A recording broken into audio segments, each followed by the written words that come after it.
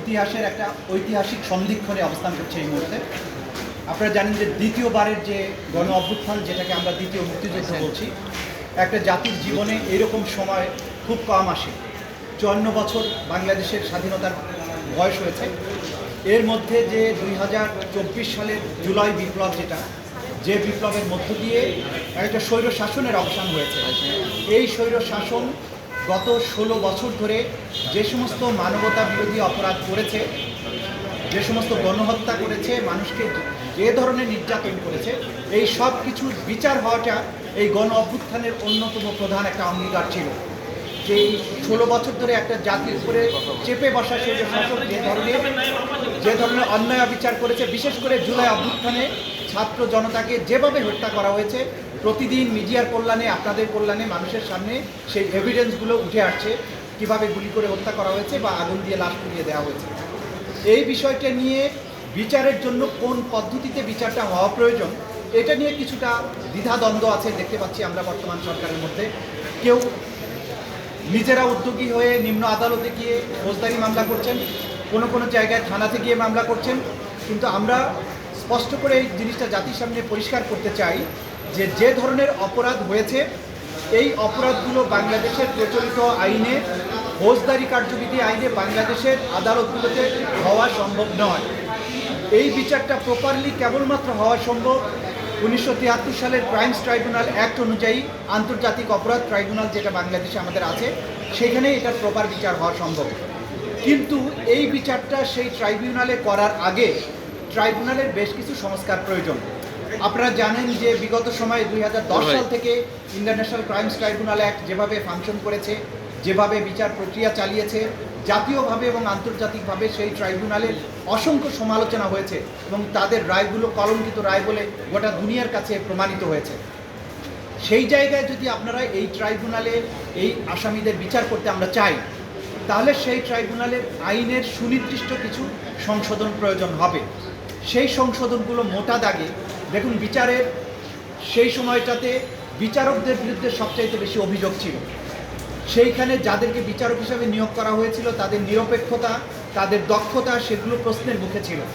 কিন্তু আইনে ওই ট্রাইব্যুনালের বিচারকদের নিয়োগকে চ্যালেঞ্জ করে কোনো মামলা করার অধিকার দেওয়া নাই। আমরা মনে করি অতীতের অভিজ্ঞতার থেকে ট্রাইব্যুনালের যারা বিচারক হবেন, ট্রাইব্যুনালের চেয়ারম্যান এবং মেম্বার হবেন, তাদের নিয়োগকে চ্যালেঞ্জ করার জন্য বিধান থাকা উচিত। সেই বিধান সংবলিত করে আইনতে একটা সংশোধন হওয়া দরকার। দ্বিতীয়ত হচ্ছে সেখানকার রুলস অফ এভিডেন্স, যে স্বাক্ষর কী পদ্ধতিতে গ্রহণ করা হবে, সেইটা কিন্তু জানেন আপনারা যে ওইখানে বাংলাদেশের প্রচলিত যে সাক্ষ্য আইন, সেটা ট্রাইব্যুনালের বিচারের ক্ষেত্রে প্রযোজ্য নয়। ফলে হেয়ারসে এভিডেন্স, ফটোকপি, নানান ধরনের কল্পকাহিনী, সেগুলোকে এভিডেন্স হিসাবে সেখানে নিয়ে এসে অতীতে আসামিদের বিচার করা হয়েছে, তাদের শাস্তি দেওয়া হয়েছে। আমরা মনে করি বিচারকে স্বচ্ছ করতে হলে বাংলাদেশে যে এই সময়ে যে আইনটা রয়েছে সাক্ষ্য আইন, সেই সাক্ষ্য আইন সম্পূর্ণভাবে আন্তর্জাতিক অপরাধ ট্রাইব্যুনালের বিচারের ক্ষেত্রে প্রযোজ্য হওয়া উচিত, যাতে করে সাক্ষীর প্রবেটিভ ভ্যালু, সাক্ষীদের যে গ্রহণযোগ্যতা, অ্যাডমিসিবিলিটি, কী পদ্ধতিতে সাক্ষী দেওয়া যাবে, কার সাক্ষী গ্রহণ করা যাবে, কার সাক্ষী গ্রহণ করা যাবে না, এই বিষয়টা বাংলাদেশের প্রচলিত আইনে যে সমস্ত অধিকার আছে, সুযোগ আছে, এই সব কিছুই আসামিদের দেওয়া উচিত। তাহলে এই বিচারটা সুস্থ এবং নিরপেক্ষ হওয়া সম্ভব।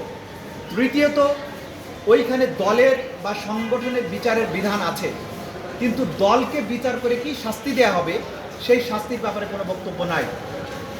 আমরা মনে করি আইনে এই বিধানটা সংযোজন করা প্রয়োজন, যে কোনো দলের, কোনো সংগঠনের যদি বিচার হয়, তারা ক্রাইমস করেছে, ক্রাইমস অ্যাগেন্স্ট হিউম্যানিটি করেছে, সেটা যদি পুলিশ হয়, সেটা যদি কোনো রাজনৈতিক দল হয়, ছাত্র সংগঠন হয়, যুব সংগঠন হয়, তাদেরকে শাস্তি প্রমাণিত হলে কি সাজা দেওয়া যাবে সেটা আইনে অন্তর্ভুক্ত করা প্রয়োজন।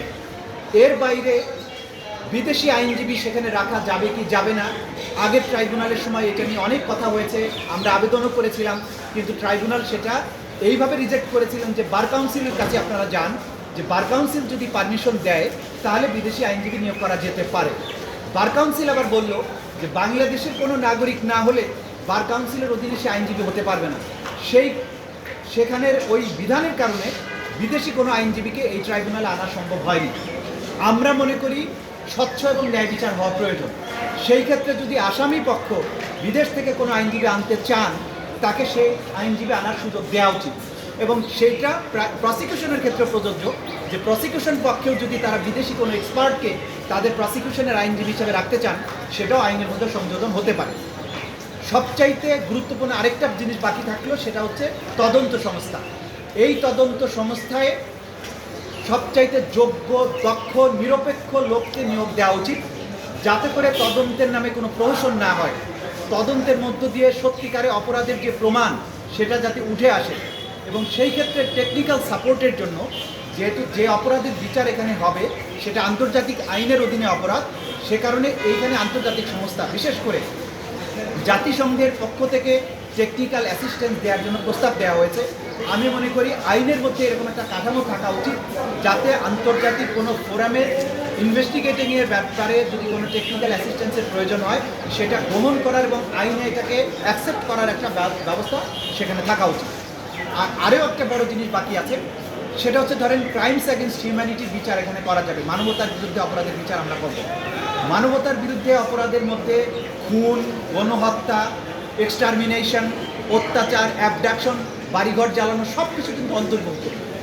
কিন্তু এই ক্রাইমস অ্যাগেনস্ট হিউম্যানিটি কী কী কারণে হবে, এই অপরাধের